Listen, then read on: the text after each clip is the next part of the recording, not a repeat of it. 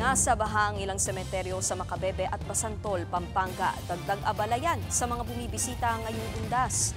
At live mula sa Pampanga, nasa frontline na balitang yan si Rainiel Pawid. Rainiel, ano bang diskarte ng mga kapatid nating dumadalaw nga dyan? Nikki, no choice na nga itong mga kabalan natin dito sa Pampanga, lalo't sa bungad pa lang ng mga sementeryo sa Masantol at Macabebe ay sinalubong na sila agad ng baha.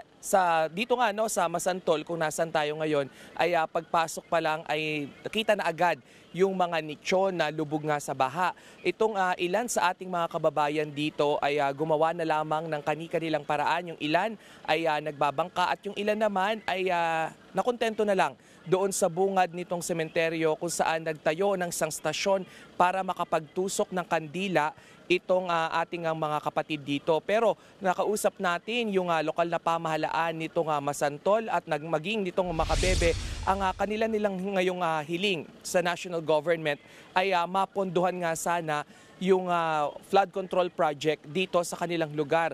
Alam nila na mainit ngayon yung usapin sa flood control, pero sila raw yung mga bayan na lubos na nangangailangan nga nito. So nang inalam natin kung may blueprint na ba sila, ang sabi nila ay 2.5 billion pesos yung kailangan na magastos sa isang pagpapatayo ng mega dike para nga tuluyang mawala yung mga lubog dito sa Masantol at sa Macabebe. Sa Macabebe naman, kanina una rin natin yung binisita at nakita nga rin natin yung sitwasyon na halos lahat ay lubog na rin sa baha yung mga nicho dahil yung ilan sa kanila ay hindi na rin mahanap nitong kanilang mga kaanak. At may nakausap rin tayo na ilang mga bumibisita na hindi na rin kayang subukan nga na lusungin pa itong tubig dahil kung sa makikita nyo dito sa aking likuran, yung una niyan sa bungad pa lang ay hanggang tuhod na yung tubig at pag gumit na pa raw ay posibleng ang umabot pa yan hanggang dibdib. Sa ngayon, Nikki, ay inaalam pa natin kung ano nga ba yung magiging sitwasyon hanggang mamayang gabi dahil normally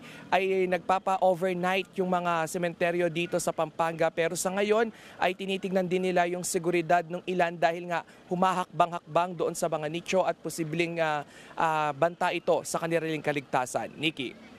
Yan ang Express Report ni Rainiel Pawid live mula sa Pampanga. Mga kapatid, Nikki de Guzman po. Para sa pasada ng mga rumaratsyadang balita, mag-follow at mag-subscribe na sa social media pages ng News 5.